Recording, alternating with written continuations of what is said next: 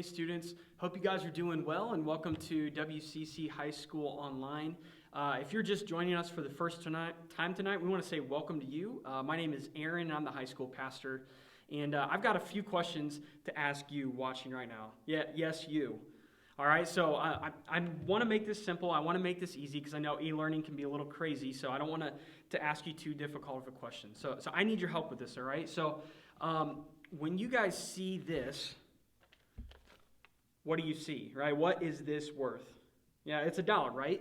Right? $1, it's pretty simple. It's pretty easy. That was kind of a softball. But I want to ask you, what would you do with $1? Right? The answer is you can't really do a whole lot. Actually, my wife, Carissa, she loves Diet Coke from McDonald's. And if I were to give this $1 to her, if I were to hand this to her and say, hey, go buy a Diet Coke, she couldn't do it because McDonald's says that a Diet Coke is worth $1.07. So really, $1 can't get you a whole lot today. All right, but I got another question for you. All right, so that was $1, but what is this worth? When you see this, what is it worth? It's $20, right? A $20 bill. Now, when I showed this to you, like if you're at home right now watching this, your eyes probably just perked up because you're like, I want that because I can do a lot with $20. Guys, some dating advice for you. You could take a girl out to a movie with this $20 bills. It can get you a nice date, right? It gets me and Carissa a nice fast food date. Personally, we like McDonald's, we like Taco Bell, we love that kind of stuff. But $20, like you can do a little bit more because it's worth more. It has a higher value, right? Okay, but I got a couple more questions for you. Okay, so we got $1, we got 20, but what about this? What is this worth? This is a $50 bill. Right, this is real, okay? I didn't just print this off of a computer. This is $50.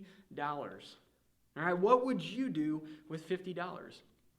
Right, well, you can do a whole lot more than you could with 1 or 20 because this has a lot more worth than the other $2 bills.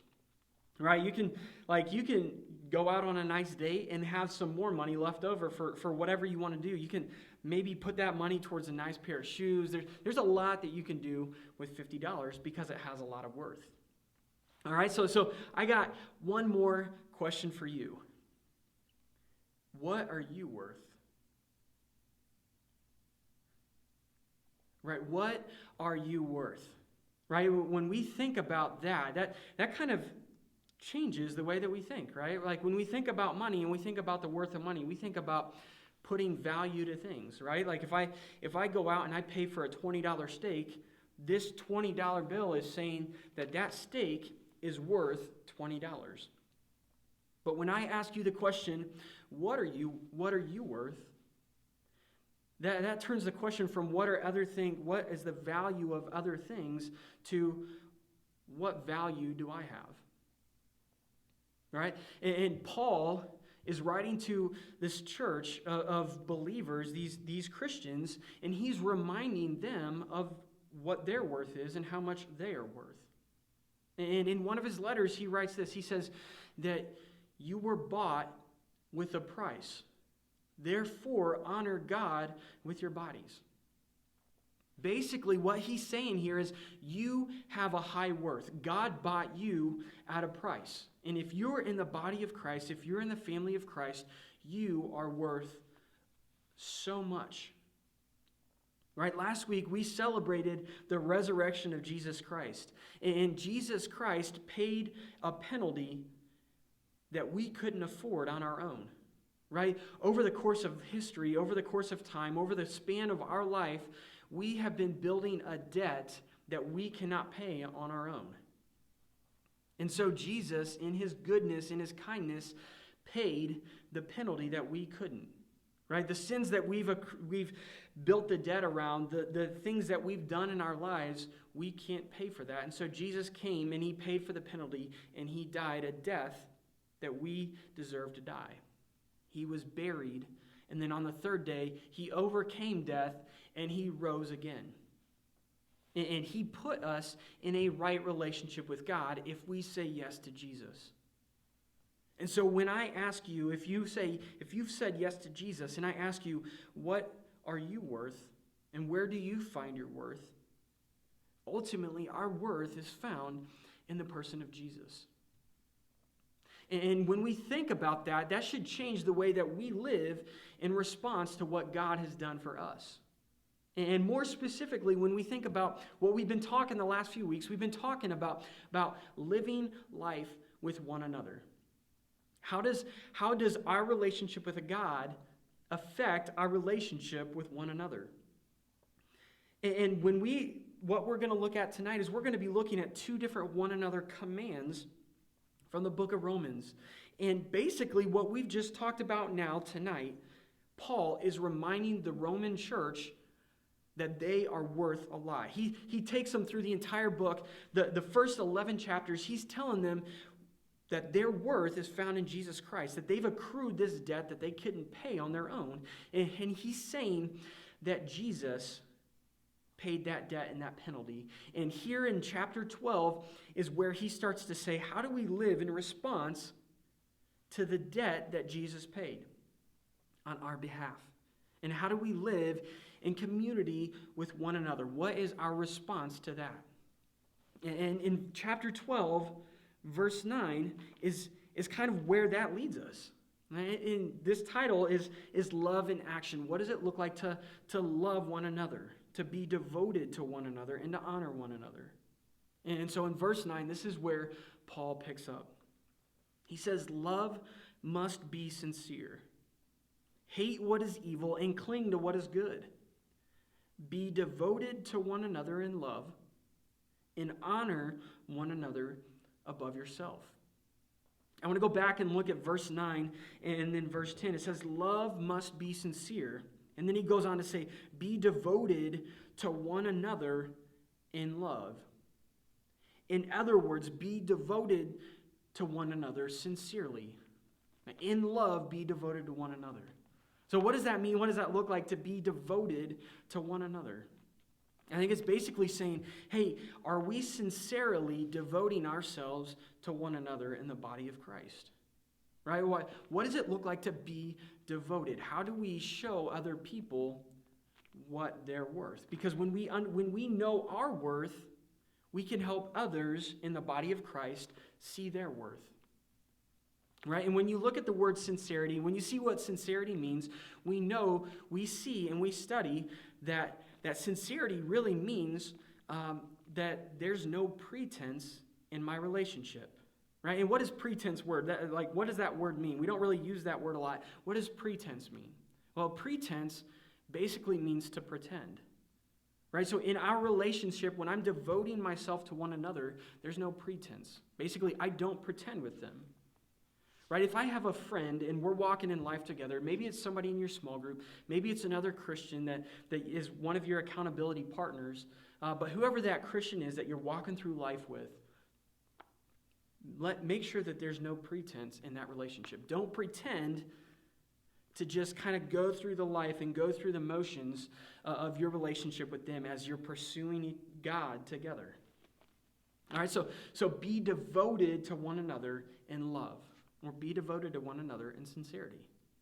So what does that look like? How does that play out? And what does that mean? Well, Paul goes on to say, honor one another above yourself. All right, and honor here in the Greek where Paul is writing, he's saying that like this word for honor means show your worth to one another. In other words, honor one another above yourselves. Show each other your worth. Basically, show each other the price at which you were bought and live in response to what God has done in our lives.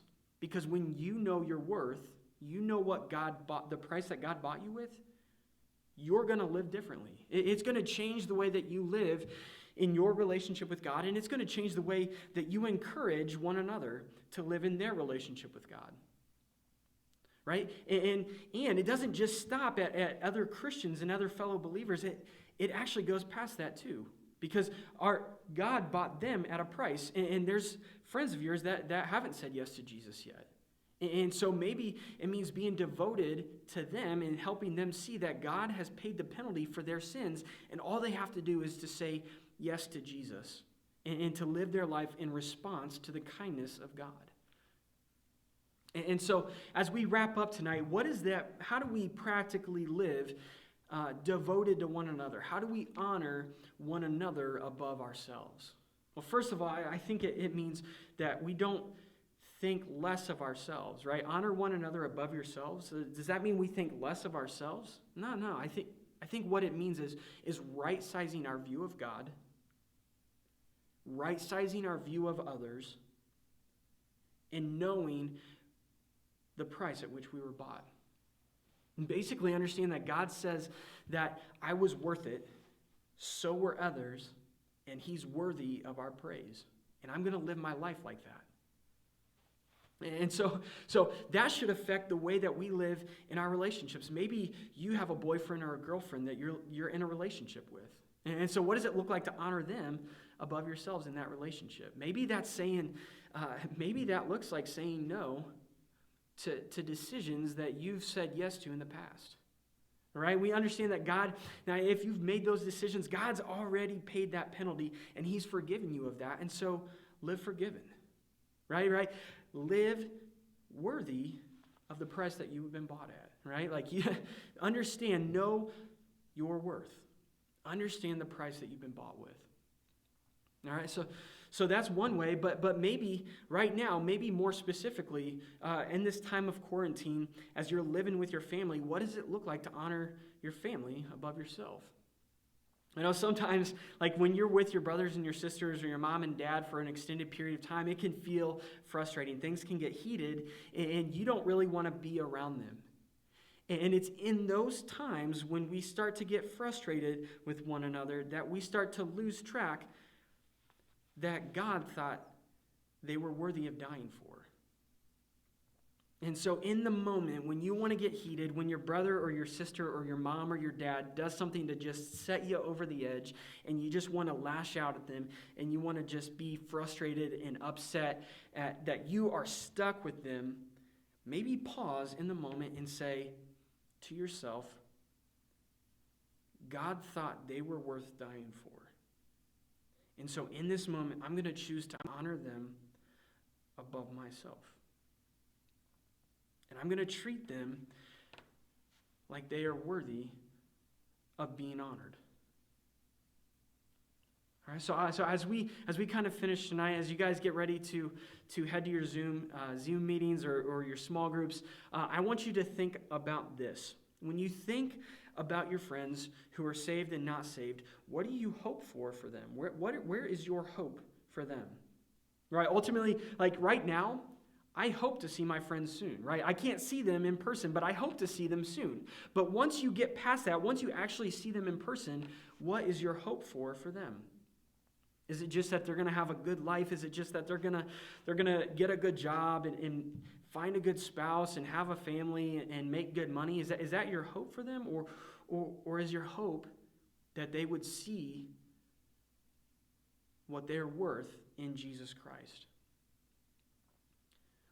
Who is it that you need to share the hope of the gospel with your friends? Who is that friend that you need to share Jesus with? And the second question is this. What is one way that you can honor your family this week? What is one way you can show others' worth in your family? Maybe it's a brother, maybe it's a sister, maybe it's the grandma or grandpa, whoever you're living with. What is one way that you can show others their true worth in God through Jesus? All right, so, hey guys, I hope this is helpful for you. I hope that you find this helpful, and we would love to connect with you. So if you have a prayer request or if there's anything that we can do to connect with you this week, please reach out to us, and we would love to make that happen. But hey, we hope you guys have a great week. We love you, we miss you, and we can't wait to be back together again in person.